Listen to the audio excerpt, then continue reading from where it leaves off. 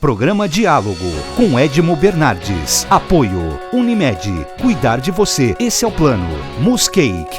Venha reconhecer. Unidade Itatiaia. Valorap. Auditoria. Contabilidade. Consultoria tributária e financeira.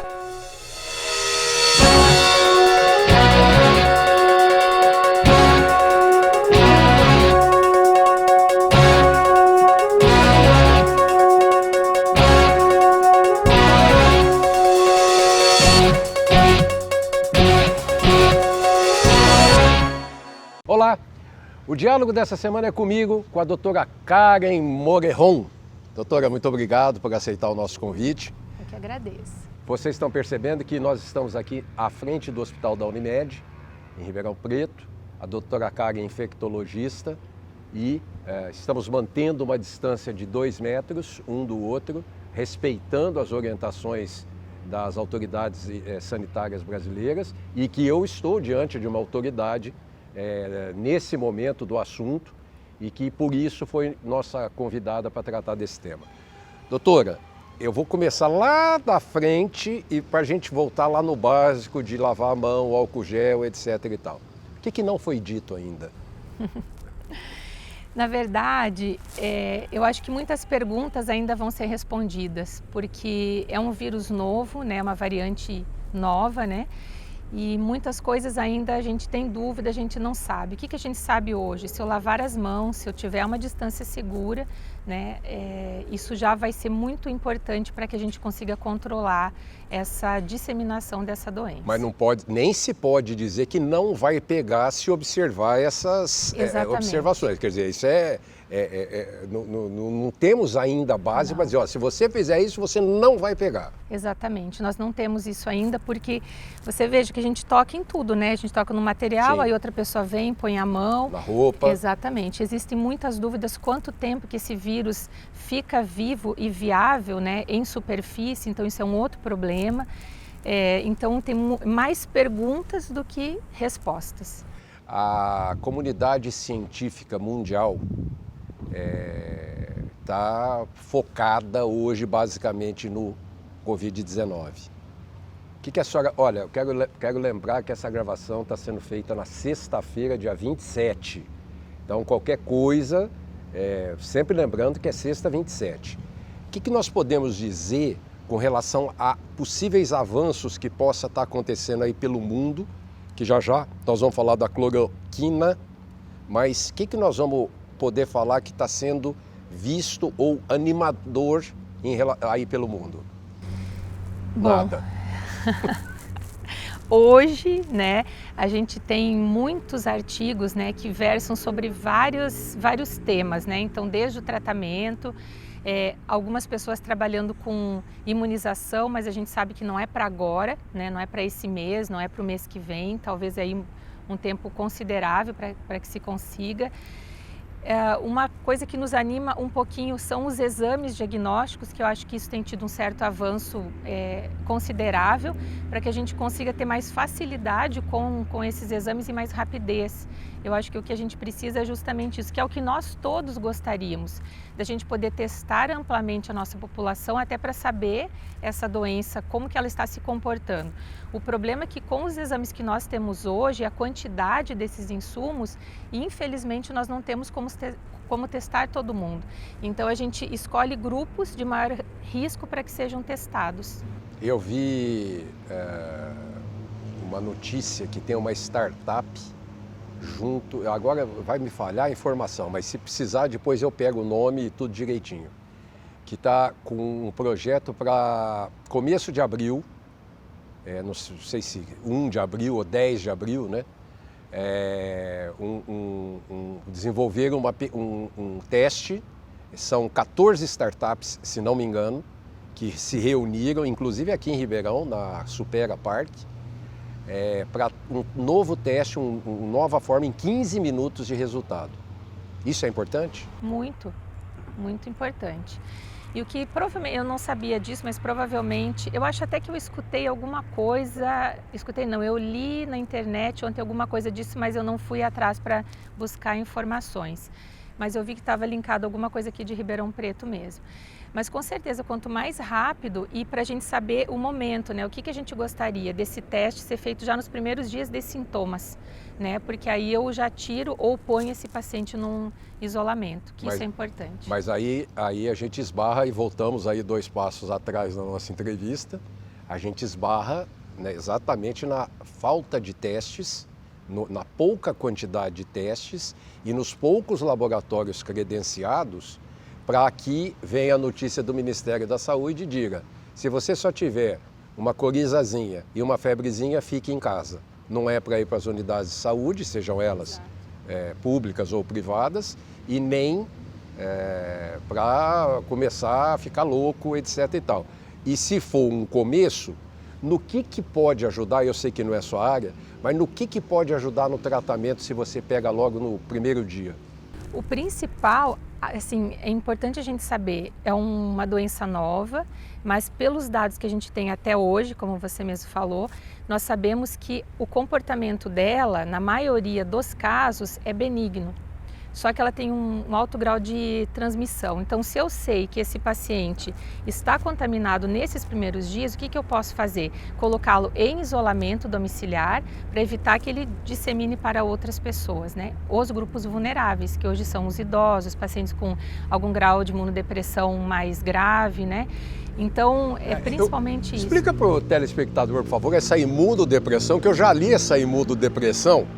E estão levando para o lado da depressão psicológica, para o lado da depressão psíquica. Então eu queria que a senhora explicasse, por favor, para o nosso telespectador, essa imunodepressão. Não, foi bom você ter falado nisso, porque tem gerado bastante dúvida mesmo, né?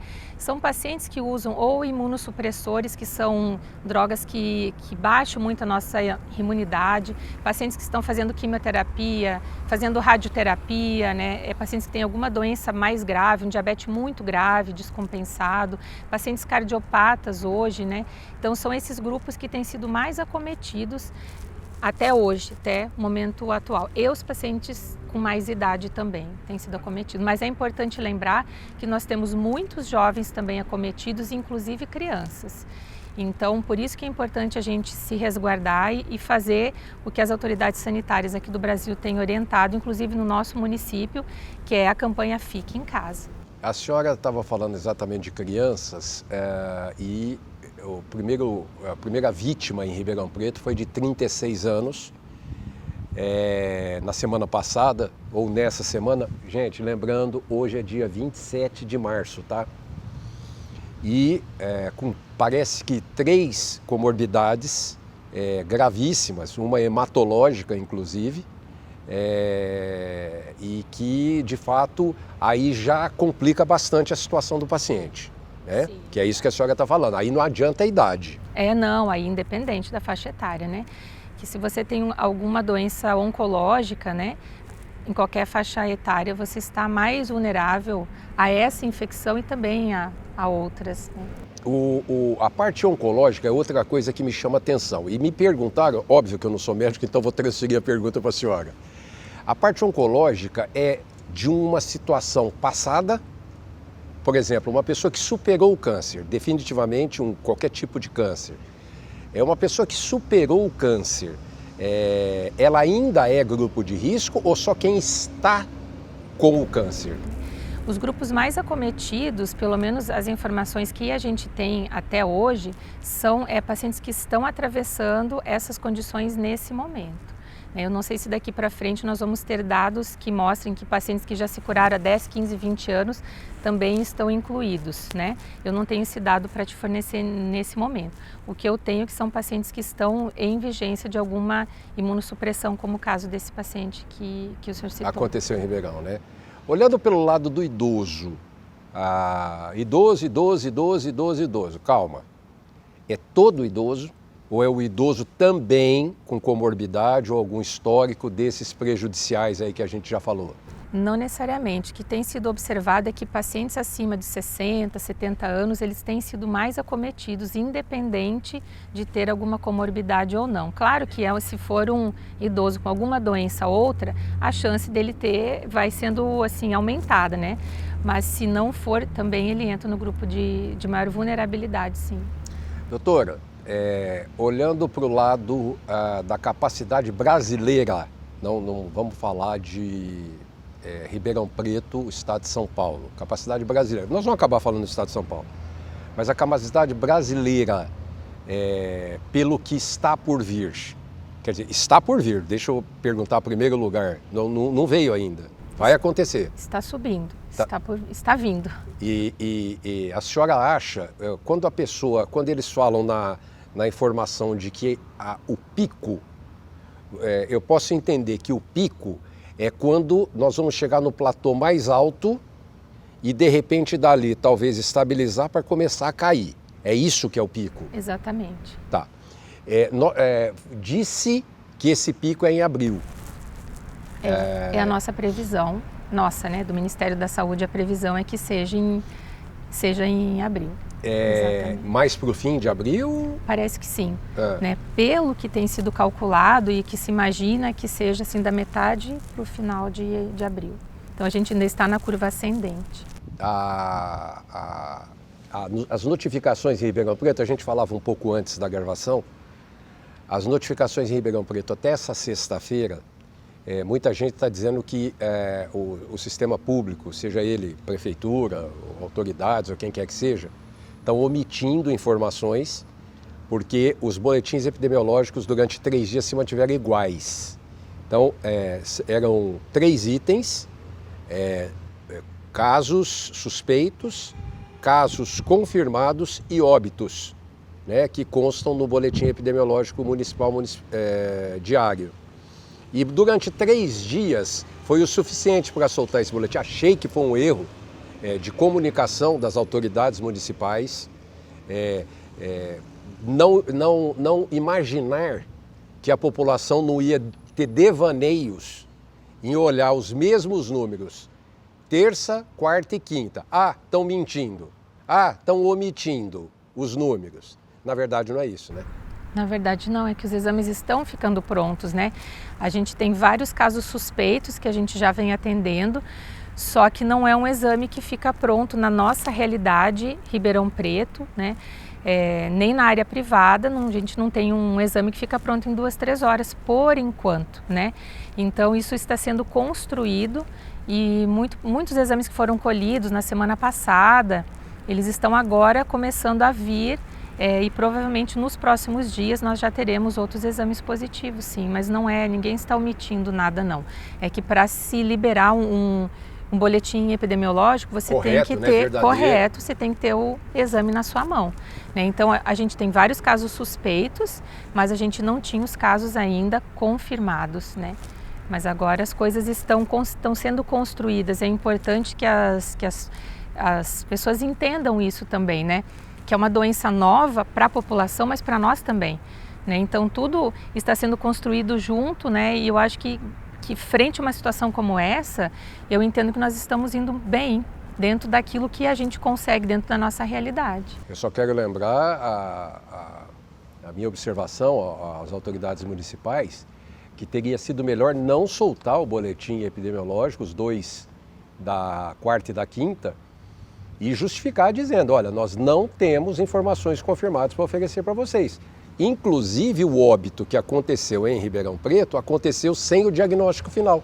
Foi ter depois, né? Mas sabiam que era o Covid, sabiam que era o coronavírus, mas até o momento do óbito não tinha chegado a contraprova da confirmação do coronavírus. Então isso é só para vocês entenderem o que a doutora está dizendo e o que eu estou dizendo que era melhor não ter gerado, né, uma sensação de mentira, de omissão, né, com esses boletins. Eu acho que isso aí é uma coisa que precisa tomar cuidado, tá?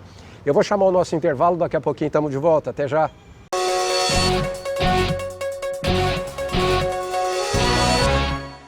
Unimed Ribeirão, o plano que abre as portas do hospital mais inovador da região, de um dos centros cirúrgicos mais seguros do país, do Centro de Cardiologia e Neurologia com tecnologia de ponta, que abre as portas de uma UTI com equipe altamente qualificada, de um avançado centro de diagnóstico, que abre as portas para uma equipe multidisciplinar, além de uma moderna hotelaria. Unimed Ribeirão, de portas abertas para você e para a saúde da sua família. Hoje eu quero aquela brusqueta de pepperoni. Eu não vejo a hora de provar o confit de pato. Ou será que peço o risoto de carne seca, hein? E eu mereço brownie de sobremesa. Eu vou pedir a torta de chocolate com geleia de damasco. Nossa, a gente nem chegou e já tá pensando na sobremesa. O mousse cake da Itatiaia agora é My Mousse Cake. O mousse cake que você sempre amou, com tudo que você sempre pediu. 1924. O desafio está no ar. Rádio Clube. Liderança total. Atenção, veja como evitar o coronavírus. Mais do que nunca, combater o coronavírus é um dever de todos. Lave muito bem as mãos, evite contato físico e multidões. E fique em casa. Nós também estamos trabalhando. São 100 hospitais preparados e mais de 1.000 novos leitos de UTI. E ampliamos a vacinação da gripe para as farmácias, entre outras medidas. Você faz a sua parte e nós fazemos a nossa. Todos contra o coronavírus. Governo de São Paulo, Estado de respeito. Voltamos a apresentar Apoio Unimed, Mousse Cake, Valor Up. Estamos de volta com o nosso programa com a doutora Karen Morejon. E, doutora, vamos lá, Prefeitura de Ribeirão Preto, Secretaria da Saúde, doutor Sandro Scarpellini, olha, nós estamos com uma promessa de uma entrevista com o doutor Sandro para a semana que vem, tá? Muito gentil, muito simpático e foi muito elogiado o doutor Sandro Scarpellini. É isso, doutora? Exato. A prefeitura, ela tem se esmerado, isso eu gostaria que ficasse bastante claro para toda a população, nesse enfrentamento, desde o início, né, a gente tem acompanhado tudo o que eles têm feito e eles têm feito um grande trabalho, né? Então, como você estava falando sobre o boletim epidemiológico, é uma via de mão dupla, né? Então, se você não solta todos os dias o boletim, você está sendo omisso. Se você solta com aquele dado correto que você tem naquele momento na sua mão... Você está escondendo ou mentindo? Então assim, você tem que ser transparente e eu acho que eles estão fazendo o que é o correto. Liberar diariamente o boletim, como tem que ser liberado, com os dados que se tem naquele momento, né? No dia seguinte vai ser outro dado, se corrige aquele dado e assim que as coisas vão sendo construídas. Semana passada eu fiz uma entrevista com o Dr. Luiz Henrique Milano Novaes, um psicanalista, a respeito do pânico. E nesse sentido em que eu olho a população, a mim, que talvez não esteja em pânico. Se eu tivesse em pânico, eu não estava aqui fazendo uma entrevista com a senhora. Mas a população, de uma maneira geral, com desinformação, com problemas do governo federal, que daqui a pouco eu vou abordar, e está com um pânico no momento, uma grande parte da população, e por isso é que eu disse, né, as pessoas não estão, tem que tomar um cuidado com o que vai falar para essa população. A pessoa está muito sensível para receber uma informação. Eu não estou... eu sou o primeiro a pedir informação, eu sou o primeiro a pedir transparência, claro, eu estou aqui para isso, né? Mas tomar muito cuidado com a sensibilidade das pessoas, é isso. Eu acho que o senhor está coberto de razão, né? Então, eu, por exemplo, particularmente, eu saí de vários grupos de WhatsApp essa última semana, porque as pessoas estão com excesso de informação, todos, eu entendo, querendo contribuir, mas isso, pelo menos a mim, me causa confusão mental, esse excesso de coisas, claro, né? Então eu elegi alguns locais que eu busco informação, né? Que são o site do Ministério da Saúde, da Organização Mundial da Saúde e o do CDC, que é um site americano, que são os que eu busco de informação aí e com colegas que de fato trabalham na área, né?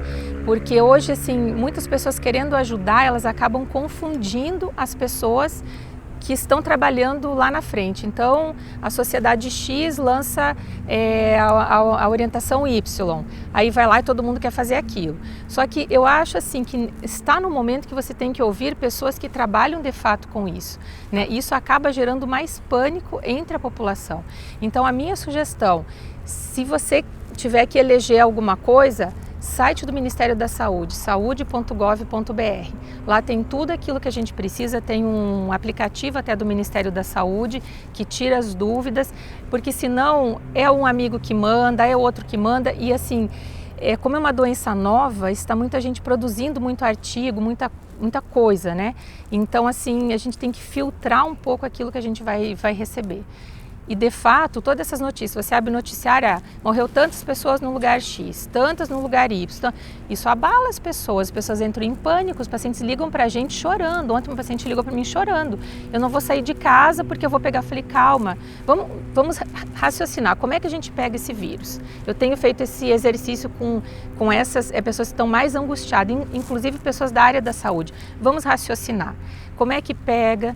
Sabendo como a gente pega com os dados que a gente tem hoje, como que eu posso me proteger, como eu me protejo dentro do domicílio, como eu me protejo na rua, dentro do ambiente hospitalar, porque senão você gera um pânico geral. Eu quero lembrar que semana passada eu soltei um vídeo nas minhas redes sociais que eu gravei e tive a oportunidade de mandar para os meus contatos de WhatsApp, dizendo que quem faz uma fake news não é um ser humano.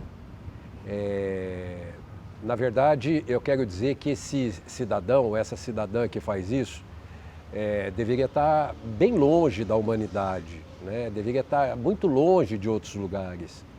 Porque, para não falar outras coisas, né? Já alguns amigos que me conhecem falaram, eu sabia que você estava com vontade de falar outra coisa, não era aquilo que você estava com vontade de falar, não. É verdade. Mas eu tenho que manter uma determinada linha, uma determinada comunicação, para poder falar o que eu penso. Porque você está quase que matando uma pessoa com essa notícia enganosa que você está publicando. Você está gerando, provavelmente, pode chegar à morte de uma pessoa por pânico, por depressão, uma pessoa que já esteja focada nisso ao ler uma notícia daquela. Então, o que a doutora falou, eu queria deixar uma coisa bem clara para vocês.